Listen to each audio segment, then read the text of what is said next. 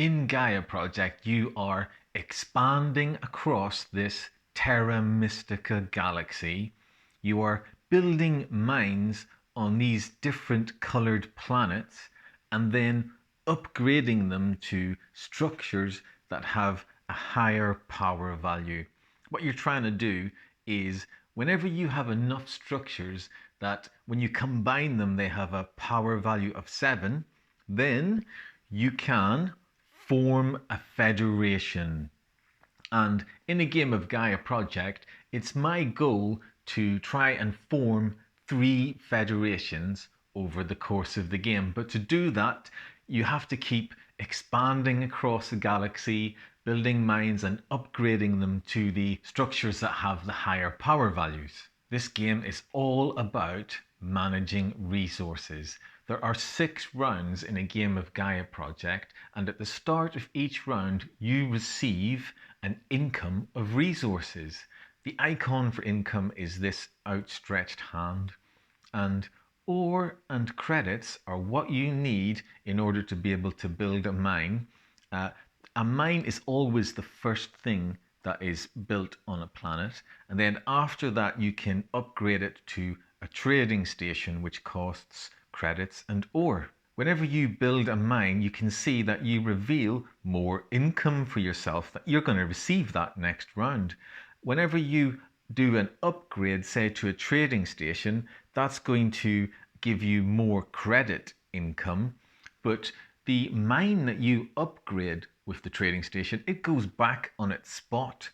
So you see, that means you're going to lose that income. So it's a balancing act of building the right structures so that next round you will have the right combination of income so that you can build more mines and do more upgrades. It's like you're climbing a ladder. You spend your resources to build mines and upgrade them, which increases your income, which then next round you can spend building more mines and upgrades. So even though the game starts with you having very few resources, it really accelerates quickly over the 6 rounds, which is great. But wait, you have another couple of limiting factors on your growth, and we're going to talk about them now. Let's say you have enough credits and ore to build a mine.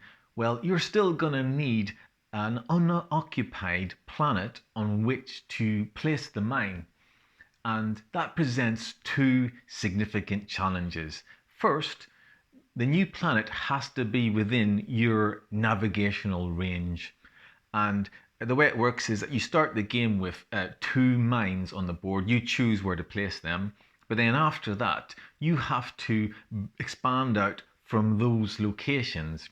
And at the start of the game, your range is 1, which means you can only put a mine directly adjacent to where you already have one of your 2 starting mines, which, because we are in space, that is a huge limiting factor on your growth. But even if there's a planet within range, then you are likely still going to have to terraform that planet before you can put a mine on it. What do I mean by terraform? Well, there are 7 different colored planets in this game, and at the start of the game you have to pick a color and you get the matching faction board of the same color. And let's say I'd chosen the blue planets, and then I would get this blue board, and let's say I'd chosen to be the Terrans, and that means I can build on a mine on blue planets without any extra cost. But the Terrans can only inhabit blue planets. And if I want to build on a different colored planet, then I'm going to have to terraform that planet so that it becomes blue. And these colors are in a spectrum, so some colors are more different than others. White and red planets are going to require me to do 1 terraform step in order to make them blue, whereas black and orange will require 2 steps, brown and yellow will require 3 steps to make them blue. And at the start of the game, 1 terraform step costs an additional 3 ore, and you can forget about paying that at the start of the game. You will not have enough resources to do that. So at the start of the game, the blue Terrans will be particularly interested in the blue planets, and then after that, the white and red. We don't actually change the color of the planets on the game board. Each player has their own colored set of buildings, and so if I put a blue building on a blue mine on a planet, then that indicates that that has been terraformed to blue. The price you have to pay to do a terraform step and your navigational range are indicated on these research tracks.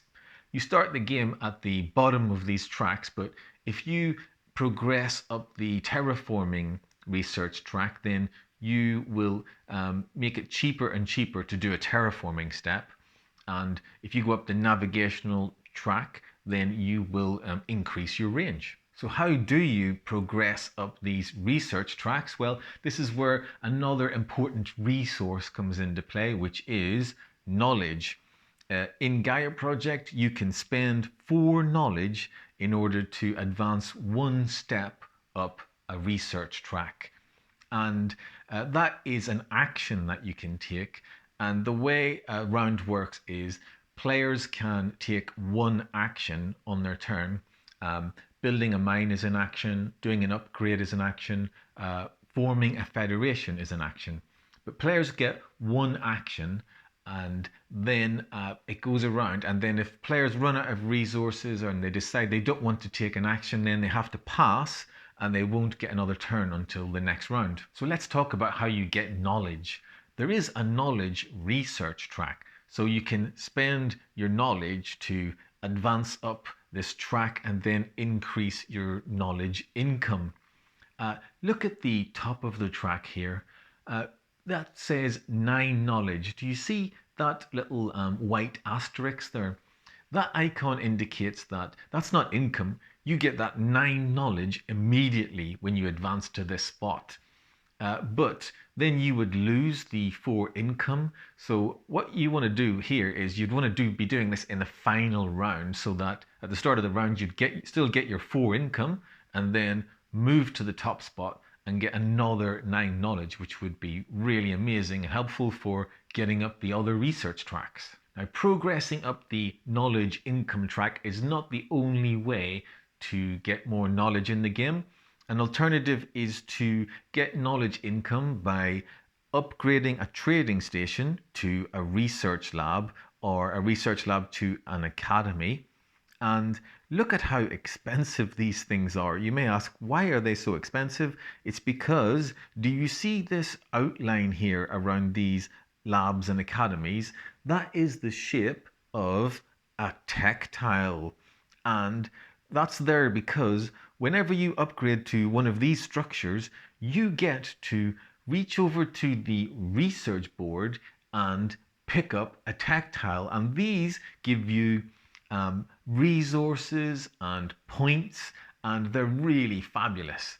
So that is a fantastic thing to do. And as well as that, anytime you take a textile, you get to progress up the research track above the textile. These 3 tiles at the bottom here, whenever you take one of them, you can pick whichever track you want to progress up. And further to that, we have these advanced textiles up here. And whenever you take one of them, again, you can choose which track to advance. So you might be a bit confused and wondering, why are they on a particular track then? Well, that's because these are fabulous, these advanced textiles, but you cannot access them. You can't pick them up unless you have progressed up that research track, so that you have reached the advanced textile, and only then may you take it up. Another requirement for the advanced textile is that they have to go on top of a previously taken textile. So whenever you're taking one of these advanced tech, then you want to be making sure you're not covering up one of your income tiles, unless it's the final round of the game. And at this point, we need to talk a little bit more about the top of these research tracks, because This is the crux of the game. This is the heart of the game right here. So we're going to take a little bit of time over this. Um, it's like there are two prizes at the top of each research track.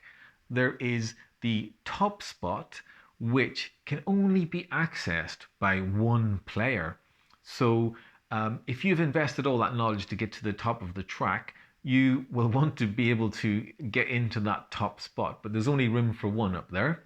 And as well as that, whenever you get past this break in the research tracks, after that point, every step is worth 4 points to you. So you could potentially score 4, 8, 12 points. Another good reason for reaching the top, it's an extra 4 points. But and then the other prize, of course, is picking up the advanced textile. Whenever a player picks one of these up, it's not replaced.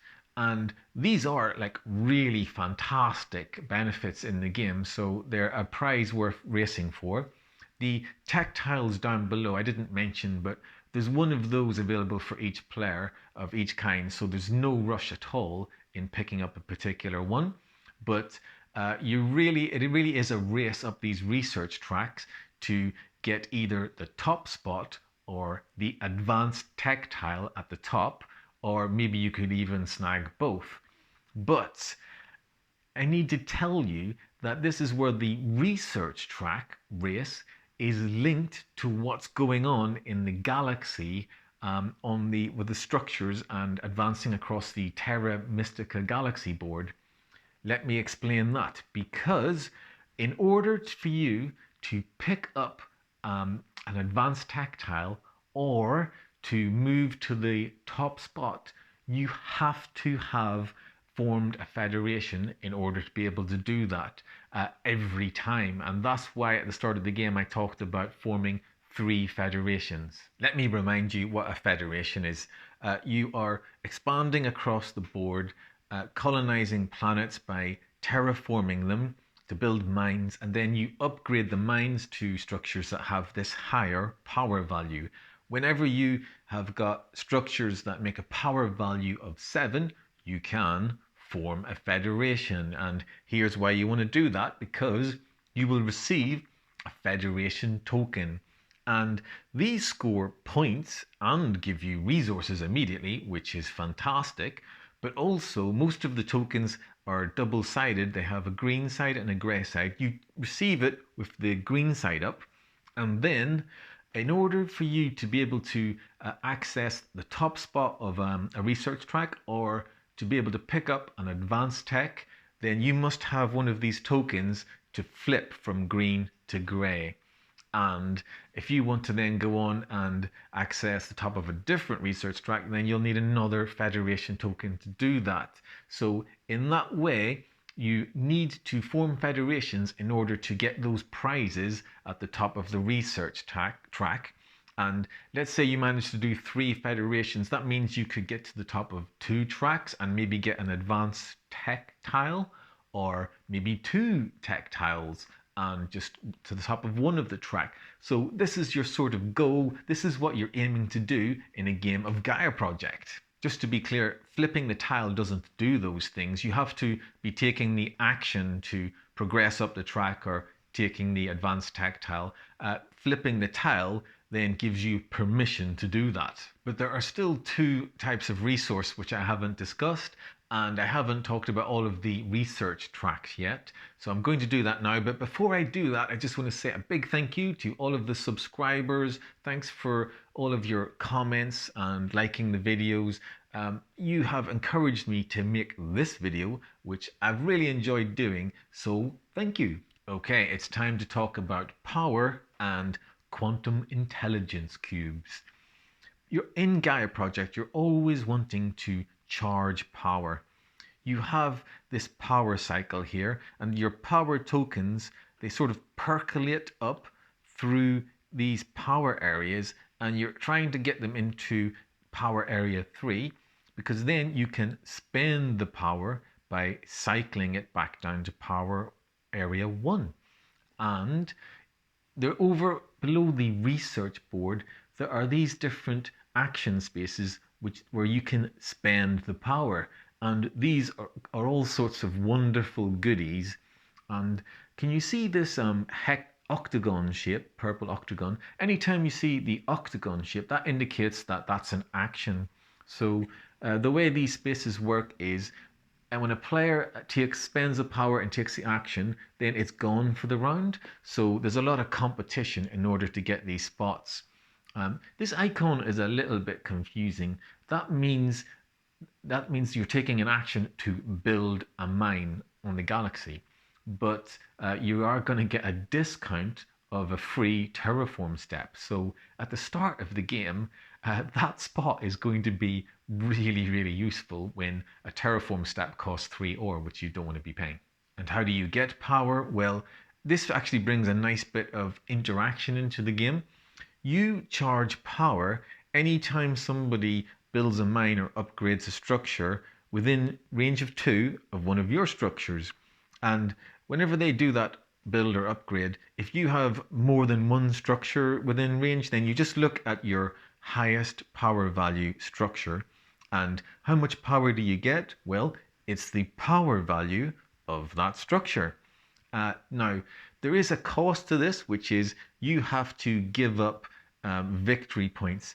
And if you're charging 3 power, then you have to give up 2 points. And if you're charging 2 power, then you have to give up 1 point. And if you're charging up just one power from a mine, then you're going to get that for free. You start the game with 10 points to spend, and certainly at the start of the game, if you have the opportunity to charge power, you want to be doing that, because you want to be trying to get those action spaces that are below the research board, because they're really, really fantastic. So power is an important resource in this game. There are other sources of power rather than just from the board. You can get power income in the game. Whenever you advance up the research track, there's one point where you get a little power boost. You can actually discard a power token in order to boost one into area 3. And I didn't say that whenever you are charging power, if you have anything in area 1, then you must charge from 1 to 2. So it's actually quite a trick to manage this power cycle. And one of the things you'll want to be doing to do that is getting more power tokens, which is another thing that you can do in the game. Another big source of power is building this Planetary Institute. If you get that out, you can see you get a lot of power income and an income of a new token every round, which goes in power area 1. And now this research track for the income research track will make sense. You see you receive ore, credits, and power income whenever you advance up there. And look at the top of that track. You could receive all of those resources, ideally in the final round, and that would be absolutely amazing, of course. It can happen that you can have the opportunity to charge power, but you find that all of your power tokens are already in power area 3, so you can't charge power. So for that reason, it can be good to get some more power tokens to help you manage that in the game. But another reason you need more power tokens is because whenever you form a federation, you have to link up the structures that you're putting in the federation with these satellites.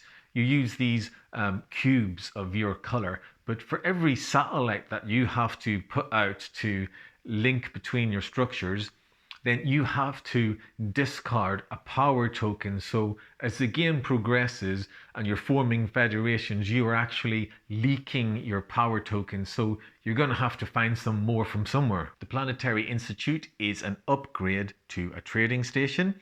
And as well as giving you all that power income, it actually reveals a special, unique ability to the faction that you chose at the start of the game. And I said there were 7 different colored planets, 7 different colored boards, but each is double-sided. So there's actually 14 different factions that you can choose from, and each has their own individual ability. And a lot of that is unlocked by building the Planetary Institute. Quantum intelligence cubes, or QIC are a really valuable resource because they have several different uses which are all great. First of all, on the research board, beside the places where you can spend power for an action, you can spend QIC for these actions. Notice the octagon shape. These are green octagons, but that means you take an action to spend your QIC here. And these are different ways of scoring massive points. I won't go into this now, but they're really, really useful for the mid-game and from the mid-game onwards, you want to be competing for these spots. Okay, another use for quantum intelligence cubes, and this is early in the game that's most valuable, is that you can spend a QIC in order to get a +2 range boost. So I said at the start of the game your range is 1. Well, it could be 3 if you spend one of these, which is really might be crucial for helping you to expand at the start of the game. A couple of ways to get QIC is, firstly, there is a QIC research track. So you advance up this track and immediately get the QIC, which is great. I usually go up this track. Pretty much every game I've played, I've done that. And as well as that, one of your academies, instead of giving you knowledge income, actually gives you your own action space. There's the octagon, orange this time, that you can use in order to receive a QIC each round. And there's another really important way that you can spend a QIC, and it's to do with these green Gaia planets that are in the Terra Mystica galaxy. I said that there are 7 different colored planets in the galaxy, but that's not including these green Gaia planets. And the thing about these is that you can build a mine on there without terraforming. Instead, to make a Gaia project, a Gaia planet habitable, all you got to do is spend a QIC. So that means at the start of the game, when terraforming is very expensive for everybody, these green Gaia planets are like low-hanging fruit. And they're going to help you expand out at the start of the game. So they're really important at the start of the game. They give you a sort of a way into the game. And indeed, each player starts the game with a QIC.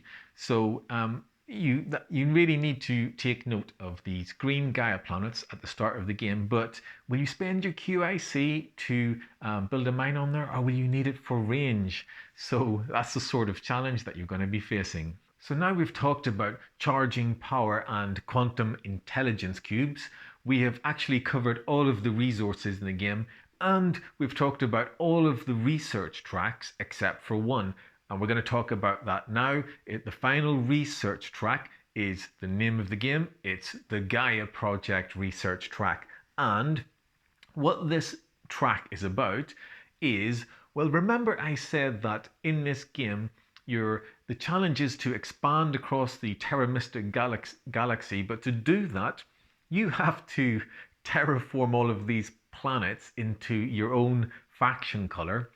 Well, turns out there's a totally alternative way to do this, and it's to do with these purple trans-dim planets that I haven't talked about yet. If you progress up the Gaia Project research track, then you will receive these Gaia Formers as you go up there. And as an action, you can place a Gaia Former on a trans-dim planet. And what's going to happen is next round in the Gaia Phase, that Gaia Former is going to transform that trans-dim planet into a green Gaia planet exclusively for you to build a mine on whenever you're ready, which you'll want to probably do next round, because then you get the Gaia Former back, which you can put out on another trans-dim planet. Whenever you want to build your mine on your Gaia planet, which you've received from doing the Gaia project, there is no QIC cost. And obviously there's no cost to terraform it either. So what cost is there? Well, whenever you place your Gaia Former on the trans-dim planet, you have to move 6 power tokens out of your power areas to this green Gaia area on your power cycle board. And you're not going to get those back until the Gaia phase next round, when the planet is changed from transdim to a green Gaia planet. But the Gaia phase, it happens after the income phase. So you're going to need to have a lot of power tokens, because uh, you want to receive your power and circulate that. And only then are you going to get these power tokens back into power area 1. But you are getting those tokens back, so really, this is quite a cheap way of getting across the galaxy. Of course, another challenge is it does require you to invest your knowledge in getting up that Gaia Project research track. As you advance up there, you get some power tokens, you get more Gaia Formers, and the number of power tokens that you have to put into the Gaia area each time, that reduces as you advance up the research track. And at the top of the Gaia Project research track, it awards you a ton of points for your green planets. I didn't mention, but at the top of the terraforming track, you get a Federation token, which is pretty amazing, because that's going to allow you to access the top of another research track or an advanced textile. At the top of the navigational track, you get this lost planet with a mine on it, which you can plonk down somewhere within your range on an empty space. But just like that, you have built a mine on a new planet, and also this counts as a new type of planet, a 10th type of planet. And in the Gaia project, there are lots of opportunities to score resources or points depending on how many different colored planets that you have colonized. And so this lost planet is going to count to all of those. For example, here I already said the white asterisk means you get this stuff immediately. Well, if it's with a white banner, then you're getting the points or resources dependent on something else. So here, you're going to score 2 points for every mine that you have in the galaxy at this moment, whenever you get this tile. Or this other one, you score 2 knowledge for every different color of planet that you have built something on.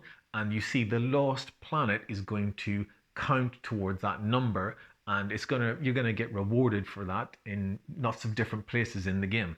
The green banner means you score these points every time you do this activity. So for example here, 3 points every time you build on a green Gaia planet. And the red banner, that means you get these points every time you pass at the end of a round. So for example here, 4 points for every big structure that you've got out on the board, and you would get those points at the end of the round. So this is what you're looking at here is a round booster. Every round you get to pick up one of these, and these can be great. Look at this one, a build a mine action, but with a free terraforming step. So at the start of the game, I would really be after this round booster. And look, another one here, another example, build a mine, but get a 3 range boost to your navigational range. The round boosters are actually quite a good source of points in the game, and as well as round boosters, there are round scoring tiles. There are 6 rounds in a game of Gaia Project, and each round players are presented with a way of scoring points. For example, points every time that you build a mine for this round, or 3 points every time you upgrade to a trading station this round. And as well as round scoring tiles, there are the final scoring tiles, which every game of Gaia Project, there's 2 of these picked out of random, out of a possible 6, I think there is. In this case, there's going to be, you score 18 points for first, 12, and 6. And in this case, it's 18 for the player who has built the most on the most different colored types of planets. And the other race is for having the most structures out on the galaxy. So you see, the lost planet would actually count for both of these races in this case. So in this game, I'd really be interested in getting up that navigational track. So yes, there are a lot of different sources of points in a game of Gaia Project, but remember what I said. I am aiming to get at least 3 of the prizes at the top of the research track. So that's talking about the top spots or else the advanced textiles. And so at the start of the game, I decide what I'm going to go for. Then I try and get 3 federations at least, and then that will allow me to flip these so that I can grab those 3 prizes. And that is going to be your target in your first game of Gaia Project. And with that, I think it is time to end transmission into YouTube space. If you have found this recording and found it useful, then please consider liking the video or commenting on it. That way, YouTube will recommend it as a Gaia Project tutorial and other people might find it. I've enjoyed making it. Thank you to all of the subscribers and everybody that's encouraged me to keep making these videos. I will see you in the next one.